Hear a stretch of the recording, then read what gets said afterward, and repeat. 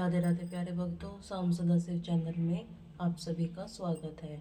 आज हम आपके लिए लेकर आए हैं मार्गशीर्ष का तीसरा अध्याय। तो आइए सुनते हैं। माघी मास के कृष्ण पक्ष की तृतीया तिथि को सौभाग्य सुंदरी तीज का चतुर्थी तिथि की संकटी चतुर्थी का व्रत रखा जाता है। इस बार संयोग से यह दोनों ही व्रत आज के दिन यानी 18 नवंबर सोमवार को पड़ रहे हैं।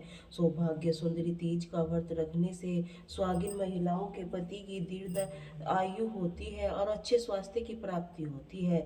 इस व्रत को करवा चौथ की तरह ही अखंड सौभाग्य सौंदर्य प्राप्ति के लिए रखा जाता है। वही इस दिन माता पार्वती और भगवान शिव की पूजा का विधान है। चतुर्थी का व्रत निसंतान महिला संतान प्राप्ति की कामना से या फिर संतान की दीर्घायु के लिए उनके अच्छे स्वास्थ्य की कामना के लिए रखा जाता है।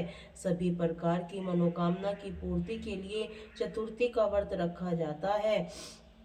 एक पौराणिक कथा के अनुसार एक बार देवी सती ने अपने पिता की बातों से नाराज होकर अपने भगवान शिव का अपमान सुनकर अपने शरीर का त्याग यज्ञ की अग्नि में भस्म कर दिया था। शरीर त्यागते समय उन्होंने अपने पिता से यह वादा किया था कि वह हर जन्म में हमेशा भगवान शिव की पत्नी के रूप में ही वापस आएगी। इसके बाद उन्होंने माता पार्वती के रूप में अपना अगला जन्म लिया और इस जन्म से माता पार्वती ने भगवान शिव को पति रूप में प्राप्त करने के लिए घोर तपस्या की और फिर उसी तपस्या से प्रसन्न होकर भगवान शिव ने उन्हें अपनी पत्नी के रूप में स्वीकार किया। मान्यता है सबसे पहले इस व्रत को माता पार्वती जी ने किया था, तभी से सौभाग्य सुंदरी तीज का व्रत रखने की परंपरा चली आ रही है। संकटी चतुर्थी की कथा से हमारे इस चैनल पर अलग से अपलोड है और भगवान गणेश जी की कथा के साथ आज महात्मन से ही शुभारंभ करते हैं।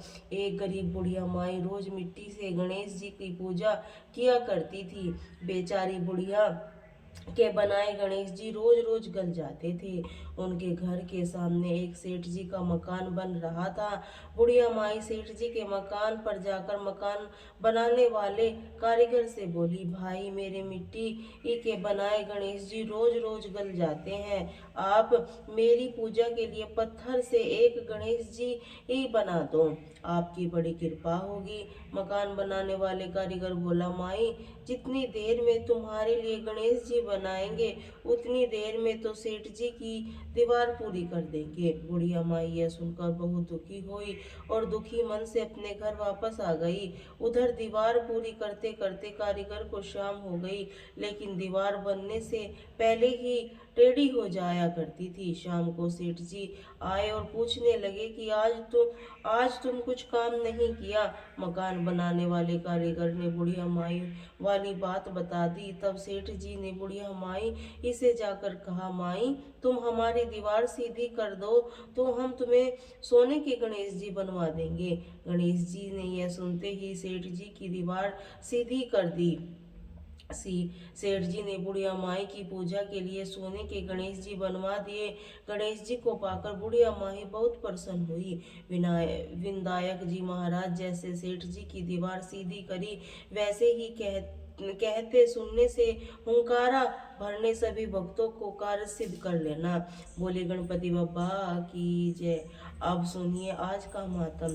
देवी पार्वती ने भगवान शिव से पूछा, हे प्रभु, अन्य कृत्यक को जिस जिस फल की प्राप्ति होती है उसके विषय में उन वेदांत में पारंगत विद्वानों से क्या कहा। तब श्री महेश्वर बोले, हे प्रिय राजेंद्र, सूर्य यज्ञ करने से सभी मुनियों के महान ऋषि नारायण के प्रवचन देना प्रारंभ कर दिया।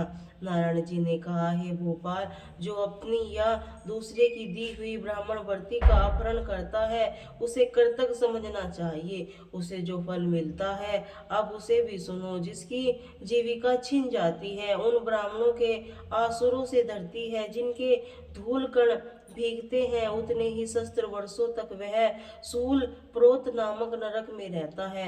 देखते हुए अंगार उसे खाने को मिलते हैं। उठाया हुआ मूत्र पीने को मिलता है।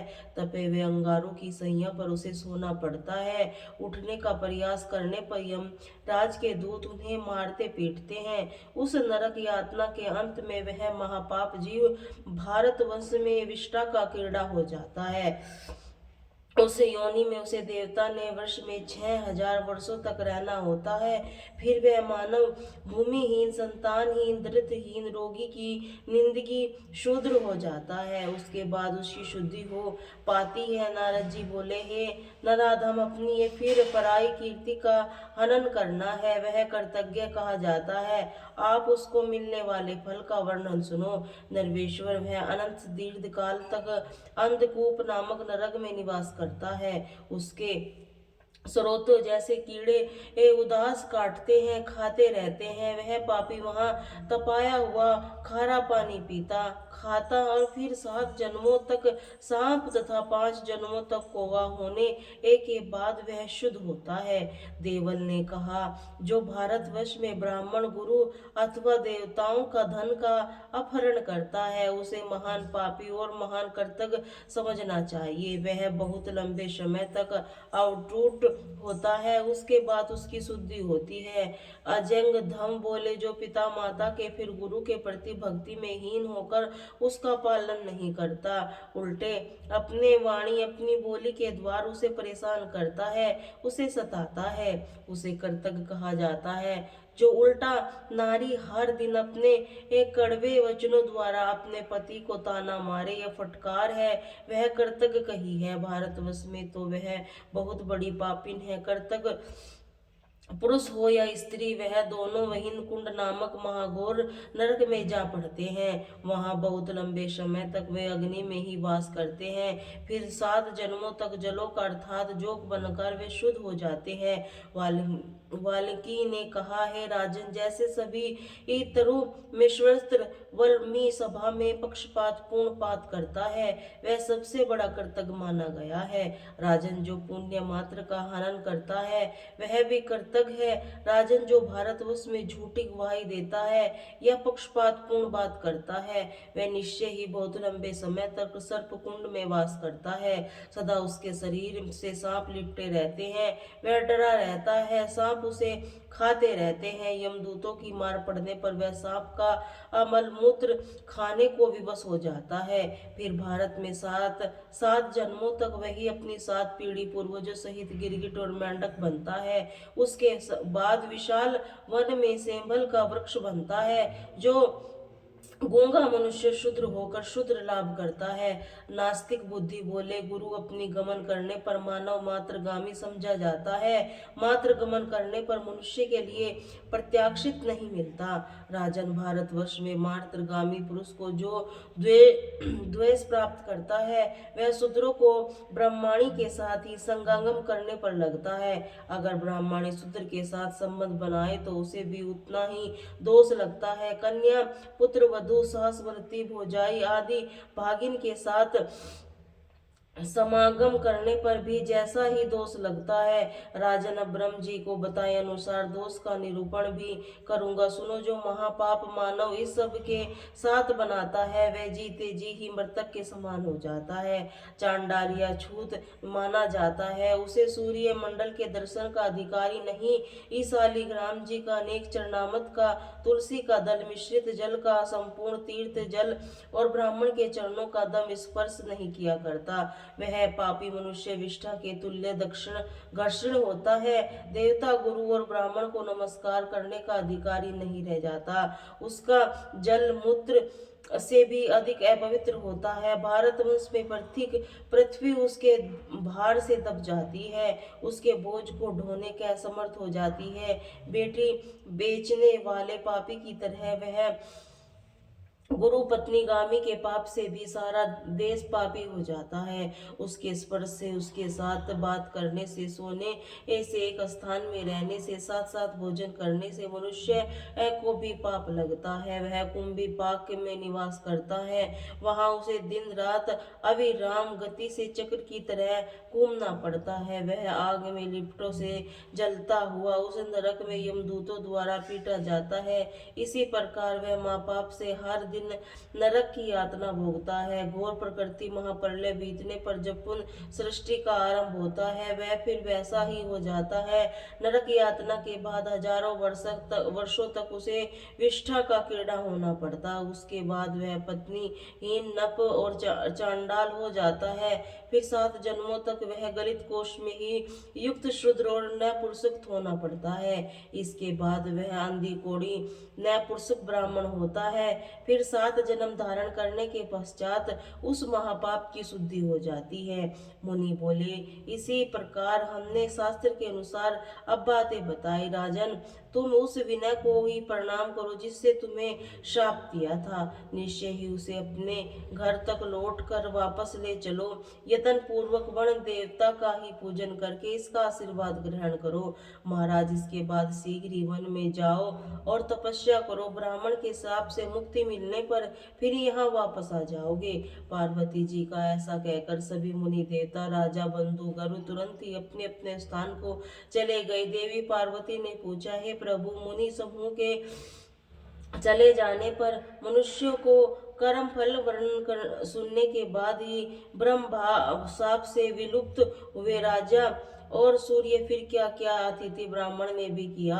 उन्होंने राजा को श्राप दिया था। क्या वे लौटकर राजा के घर में गए या नहीं, यह बताने की भी कृपा कीजिए। तब महादेव जी कहने लगे, हे प्रिय मुनि, समूह के चले जाने पर शाप प्रसन्न ग्रस्त नरेश धर्मात्मा पुरोहित वशिष्ठ जी की आज्ञा से भूतल पर ही ब्राह्मण के दोनों चरणों को दंड की भांति गिर पड़े। फिर उन श्रेष्ठ ब्राह्मण ने क्रोध छोड़कर उन्हें शुभ आशीर्वाद दिया। उस मूर्ति ब्राह्मण को क्रोध छोड़कर मुस्कुराते हुए देखकर राजा सूर्य ने अपनी आंखों के आंसू बहाते हुए दोनों हाथ लिए और हाथ जोड़कर अत्यंत विनम्र भाव से आत्मसमर्पण करते हुए उनका सारा परिचय पूछा। राजा की बात सुनकर मुनि श्रेष्ठ हंसने लगे। उन्होंने मेरे दिए वे स्वर्ग दुर्लभ परम तत्व का ही उपदेश दिया। अतिथि ब्राह्मण बोले, ब्रह्मा जी के पुत्र मरीचि और उनके पुत्र स्वयं कश्यप जी ने राजन कश्यप जी के प्राय और पुत्र मनवांछित देव भाव को प्राप्त हुए और उन्हें दृष्टा बने ज्ञानी। उन्होंने सहस्त्र वर्षों तक पुष्कर में ही परम दुष्कर तपस्या की थी। ब्राह्मण पुत्र की प्राप्ति के लिए देवादि देव परमात्मा श्री हरि आराधना से तब भगवान नारायण उन्हें एक तेजस्वी ब्राह्मण पुत्र वरदान के रूप में प्राप्त हुआ। वह पुत्र तपस्या से धनी तेजस्वी विश्वरूप के नाम से प्रसिद्ध हुआ। एक समय बृहस्पति जी देवराज के प्रति होकर कहीं चले गए। इंद्र के विश्वरूप होकर अपना पुरोहित बनाया था। विश्वरूप के माता मदद दैत्य से ही देवताओं के यज्ञ में दैत्यों के लिए भी घी की आहुति देने लगे। जब देवराज की इस बात का पता लगा था उन्होंने अपनी माता की आज्ञा लेकर ब्राह्मण और विश्व रूप से समस्त काट डाले। इंद्रेश्वर विश्व की पुत्र वैरागी ब्राह्मण हूँ। महादेव जी के ऐसे गुरु में उन्होंने ही मुझे विद्या ज्ञान और मंत्र दिए हैं। प्रकृति की प्रवृत्ति सर्वात्मक चिंतन करता हूँ। सुनो राजन, मुझे संपत्ति के लिए कोई भी इच्छा नहीं है। राधा वल्लभ श्री कृष्ण उन्हें सौख्य सारू और सामग्री नामक मोक्ष देते हैं, परंतु उनकी कल्याणमयी सेवा के सिवा दूसरी कोई वस्तु लेना ही नहीं हूँ। सर्वस्व एक जल में दिखाई देने वाले प्रतिबिंब की तरह मिथ्या मानता है। राजन, भक्ति के अलावा सब कुछ मिथ्या बम मात्र है। नक्षत्र इंद्र मनु या सूर्य का अपद भी जल में खींचो, कोई रेखा के समान नहीं, मिथ्या है, उसे सत्य ही नहीं मानता। फिर राजा के पद को भला कौन गिनता है। राजन, तुम्हारे यज्ञ में मुनियों का आगमन सुनकर और मेरे मन को भी वहां आने की इच्छा हुई थी और मैंने तुम्हें विष्णु भक्त की प्राप्ति कराने के लिए यहाँ पर आने का निश्चय किया। ऐसे समय में तुम्हें केवल अनुग्रह किया, तुम उसी शाप को दिया है। भयानक गहरे भवसागर में गिरे हुए थे, मैंने तो बस तुम्हारा उद्धार किया था। केवल जल में तीर्थ नहीं, भगवान के भक्त से भी तीर्थ समाप्त होते हैं। मिट्टी और पत्थर की प्रतिमा रूप देवता नहीं है, भगवान भक्त देवता होते हैं। जल में तीर्थ की मिट्टी, पत्थर की देवता मनुष्य के दीर्घ काल में पवित्र रहते हैं। बहुत देर से उनकी शुद्धि होती है, परंतु श्री कृष्ण भक्त दर्शन के साथ ही पवित्र कर देते हैं। राजन, निकलो इस घर में से। राजपुत्रों का वस्त्र अपनी सात्विक पत्नी की रक्षा के भार से बेटे को सौंपकर शीघ्र वन में चले। राजन, ब्रह्मा जी को लेकर कीट यतन करते हुए मिथ्या ही जो अपने ईश्वर पर परमात्मा राधा वल्लभ श्री कृष्ण भगवान आन करो ध्यान से बड़ी आसानी से मिल जाएंगे। ब्रह्मा विष्णु शिव आदि के लिए ही उनकी आराधना बड़ी कठिन है। राजन, 7 स्वर्ग लोक में 7 द्वीपों सहित पृथ्वी पर्वत और समूह सहित 7 पाताल पर समस्त लोकों सहित जो ब्राह्मण है वह अड़े के आकार से जल में ही तैर रहा है। प्रत्येक ब्रह्म में ही ब्रह्म विष्णु शिव आदि रहते हैं। देवता मनुष्य नाग गंधर्व राक्षस आदि निवास करते हैं। राजन, पाताल से लेकर ब्रह्मलोक तक ही जो अंड है वही ब्रह्मा जी की कृत्रिम ब्राह्मण। यह जल के शयन करने वाले सूत्र विराट विष्णु जी ने न भी कमल तक उसी तरह विराजमान है जैसे कमल की कर्णिका का बीज कर रहा है। इसी प्रकार सुवित जल सैया पर शयन करने वाले पाताल महायोगी नक्ष विराट विष्णु की प्रकृति से ही परिवर्तित ईश्वर सर्वात्मा का ध्यान करते हैं। उसका आधार श्री महाविष्णु का विस्तृत रोमकूप महा विष्णु के अंत रोम कूपों से प्रत्येक में ऐसे ब्राह्मण स्थित। महाविष्णु के शरीर से असंख्य रोम है, उस रोम कूपों में असंख्य ब्राह्मण है। यह सब परम दुर्लभ महाज्ञान तुम्हें बतलाया गया है।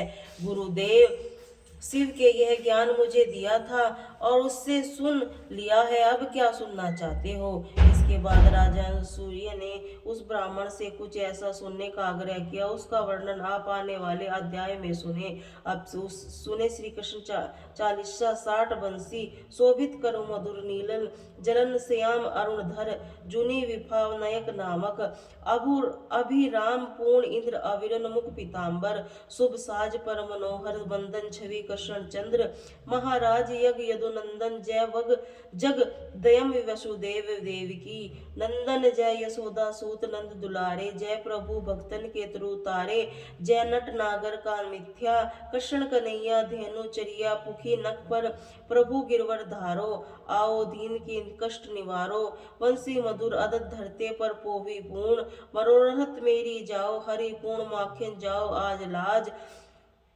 भारत की राखो गोल का पोर बिचुक अरुण पर मुद्र मुस्कान मोहिन तजे दर्निक राविक नैये विशाला मोर मुकुट वंची वाला मुकुट श्रवण पीठ पर पाटे कटी के कर्ण से ही छन का छे नील जलन सुंदर मोहे छवि पर लखी सुर पर मुनि पोहे मस्तक पिलपल अंगुल अलक घुंघराले जाओ कर्षण बांसुरी वाले करी पयन पान पूतक तारिक अका बाका से मधु पवन जल्लन ज्वाला के शीतल लखी तही नंदलाला सुरपति जब ब्रज चढ़ो सो रसोई रसोई मसूर धारवारी रसवाई लगत जल बलसर गोवर्धन नक धारो बचाओ लखी पर सुधा मन पर अधिक मुख मह चोद भवन दिखलाई दुष्ट कंस अति उदम मचा कोटि कमल मूंगा मायो नाथी काल की वह तुम लीनो चरण दीने निर्भय कीन करी गोपन संग रास विलासा सबकी पूर्ण करो अभिलाषा केतिक यह असुर संग हाय कंस की केर पकड़ लो तारो मात पिता की बंदी छुड़ाए सैन पर राज दिखाई मही मर्तक 6 सुत लायो मात देव की शोक मिटायो शोभा सुर दुर्म दैत्य संग लाहो 8-10 अत्य कुमारी श्री व्रण चीर संगत जारी सिंधु राक्षस का मारा असुर महाकुम दित्य मारा मायुक भक्तन कष्ट निवारो दीन सुदामा दष्ट अलुंतिक झूठ मूठ झूठ डारो प्रेम से साग से दिर पर मायो दुर्योधन ते मेवा त्यागी लखी प्रेम की महिमा भारी ऐसी श्याम दीन हितकारी भारत के पृथक रथ में लिए चक्र बनाकर बल का एक निज गीता ज्ञान सुनाए भक्त हृदय सुधा शीतल मीरा की ऐसी मतवारी विश्व पी गई बजाकर ताली राना भेजा सा शाप पिटारी सलीग्राम बने बनवारी निज माया तू विध दिखलाए उदम सेन कष्ट टायो तब सन निंदा करी काला, जीवन मुक्त भयो पशुपत पाला। जय है को द्रौपदी टेर लगाई, दीनानाथ आज जाई, तुम बसंत लन लाए बढ़ाए। चीर में अरुबत मुख काला, असंद नाथ नाथ कन्हैया, डूबत भवत बचाया। में नैया सुंदर दास आस उस धारी, दया दृष्टि की जय बनवारी। नाथ सकल मम कुमति विदारो, श्रम शेग वेनी अपराधो। खोली पट से दर्शन की जय बोली, कृष्ण कन्हैया जय बोलो, कृष्ण कन्हैया जय बोलो। बोलो श्री कृष्ण कन्हैया की जय। बोले राधे राधे।